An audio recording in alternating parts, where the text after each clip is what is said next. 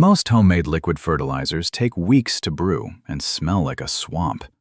This one takes zero brewing, has no smell, and you make it every single day without even trying. Then pour it straight down the drain. It's the water left over from cooking, and it carries free nutrients your plants can use immediately. The catch is that one common kitchen habit turns this free fertilizer into something that will actually harm your plants. Get that part right, and it's the easiest free feed there is. Let me back up and explain what's actually happening, because once you see it, you won't tip that pot down the sink the same way again. If you've watched my videos on nettle feed or the dry leaf liquid fertilizer, you know the usual routine for a homemade liquid feed. You pack a bucket, drown it in water, wait 1 to 4 weeks while it ferments into something that smells genuinely foul, then strain it and dilute it. Those work, and they're worth doing. They're on the channel. But they take time, they take effort, and they stink. This is the opposite of all that. Because you're already making a liquid feed every time you cook, without any of the brewing, think about what happens when you boil vegetables. You drop them in water, you apply heat, and over the next several minutes, things start moving out of the food and into the water. That's why the water turns colored, green, yellow, brownish. Some of what comes out is exactly what you'd want in a plant feed: dissolved minerals and nutrients that leached out of the vegetables. The same thing happens when you boil eggs. A little calcium and minerals move from the shells into the water. When you steam or boil produce, the cooking water becomes a weak mineral solution, and then, almost universally, people pour that solution down the drain. So you've been making a free liquid feed daily, your whole cooking life, and washing it into the sink every time. Now, I'm going to be straight with you right away, because this channel doesn't sell miracles, and I'm not going to start now. Cooking water is a gentle feed, not a powerhouse. The amount of nutrients in it is modest. It's a light mineral boost, not a replacement for proper fertilizer or compost. If you're picturing your tomatoes doubling overnight from a cup of vegetable water, that's not what this is. What this actually is free. It's effortless. It's already in your hands, and it's a smarter destination for that water than the drain. For a houseplant, a potted herb, or topping up a garden bed, a regular splash of cooled cooking water is a genuine little gift to your plants at zero cost and zero effort. That's the honest pitch. Free and easy and helpful. Not magic. And here's why it's still worth your attention, even though it's mild. It costs nothing. It takes no preparation. There's no bucket, no brewing, no smell, no waiting. You're going to pour the water out anyway. The only change is where it goes. That makes it one of the lowest effort, zero waste habits you can build into a garden. The best free fertilizer is the one you'll actually use, and you can't get easier than water you already have in the pot. But, and this is the whole reason I made this video instead of just saying, use your cooking water, there's a right way and a very wrong way to do this. Some cooking water feeds your plants. Some cooking water will quietly poison your soil and kill the plant you pour it on.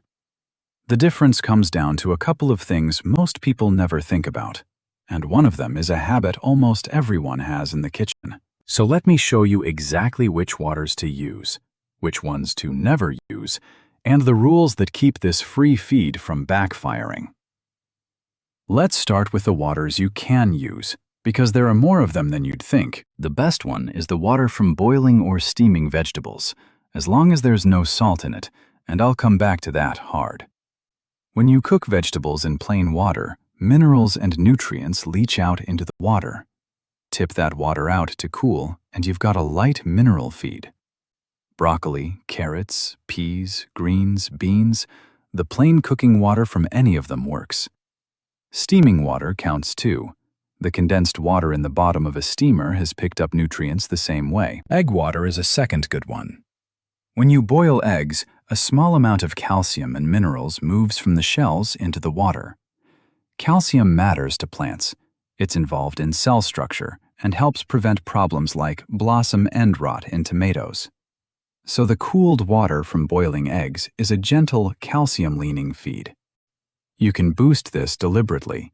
Instead of throwing eggshells away, save them, crush them, and steep them in a jar of water for a day or two.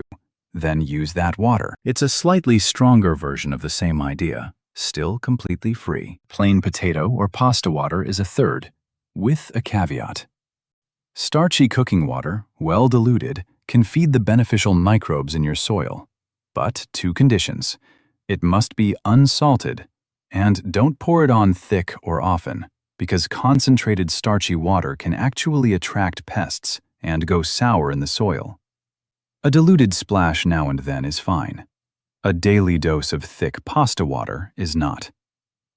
Honestly, of all the cooking waters, this is the one I'd use most cautiously. So that's the use it list. Plain vegetable water, eggshell water, and the occasional diluted starchy water. All cooled, all unsalted. Now the never list. And this is the part that actually matters, because getting it wrong does real damage. The big one, the mistake almost everyone would make, is salt. Most people salt the water when they boil vegetables or pasta. It's automatic. And salted cooking water is the worst thing you can pour on your plants. Salt doesn't break down or wash away cleanly. It builds up in the soil. It pulls water out of plant roots, scorches them, and over time it poisons the soil structure itself, leaving you with ground that struggles to grow anything. So this free fertilizer only works if the water was cooked plain, with no salt added. If you salted the pot, that water goes down the drain, not on your plants. This single rule is the difference between feeding your garden and slowly killing a patch of it. If you want to use your cooking water as feed, get into the habit of salting your food on the plate, not in the pot. Second on the never list, any water with oil, fat, butter, or grease in it. Greasy water coats roots, repels water from the soil, goes rancid, and attracts pests. The same problem I covered with burying fatty scraps in the fish head experiment, just in liquid form. That video's on the channel if you want to see how badly fats behave in soil. Keep all of it out. Third, water you've cooked meat or fish in. Even unsalted, meat and fish water is rich in fats and proteins that rot, smell, and draw rodents and flies straight to your pots and beds. Skip it entirely. This method is for plant and egg water only. And one more that isn't about the water itself. Temperature. Never, ever pour hot or even warm cooking water onto your plants or soil. Boiling water is literally how people kill weeds in driveway cracks. It cooks roots and soil life on contact. So your cooking water has to be completely cooled to room temperature before it goes anywhere near a plant. Cook. Pour it into a jug and let it sit until it's fully cold.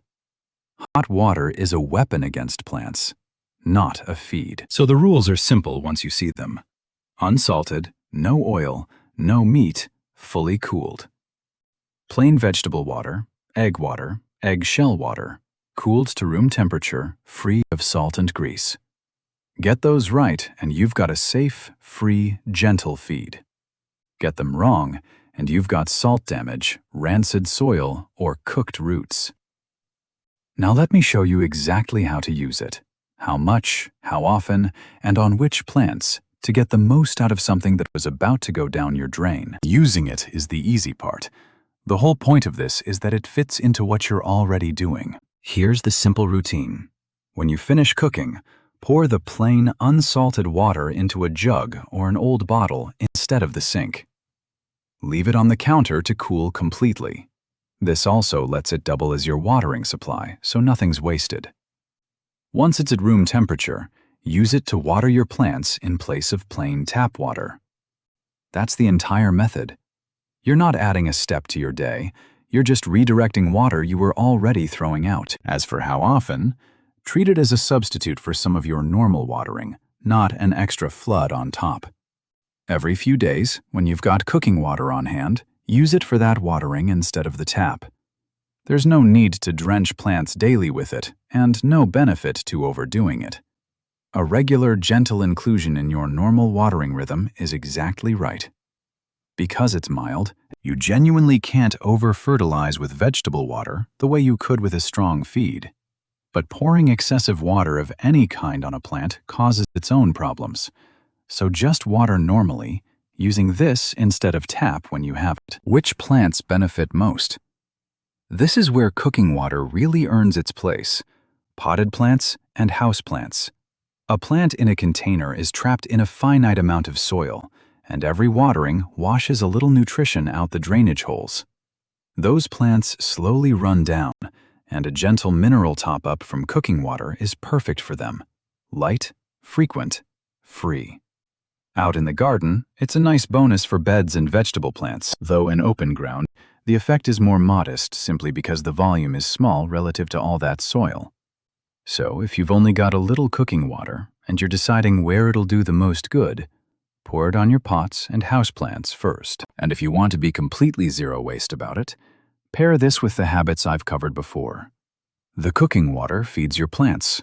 The vegetable scraps themselves, the peels and trimmings, go into a compost tube, a trench, or buried for the worms, like in those other videos on the channel.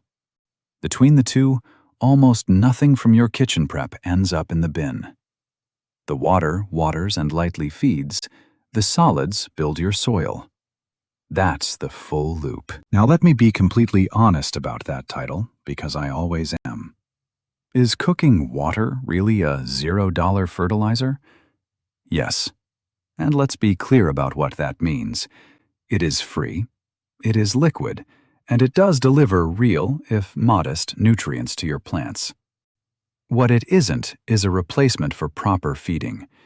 It won't transform a starving plant or carry a heavy feeding crop through a season on its own. It's a free, gentle supplement, a smart way to get a little extra out of water you were pouring away and to stop wasting something useful. Judged as a miracle feed, it would disappoint you. Judged for what it actually is, a free, effortless, zero-waste top-up that's better for your plants than the drain, it's a genuinely good habit, and it costs you nothing but the decision to keep the water. That's really the whole lesson here, and it's a theme that runs through this channel. A great garden isn't built by one magic product.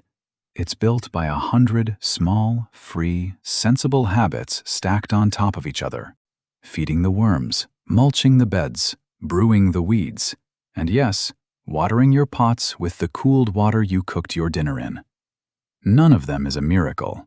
All of them together, costing almost nothing, add up to soil and plants that quietly outperform what money can buy.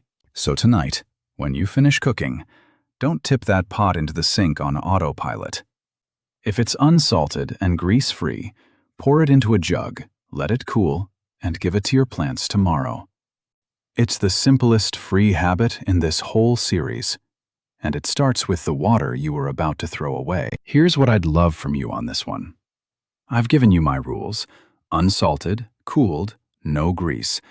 But I know you've got kitchen habits I haven't thought of.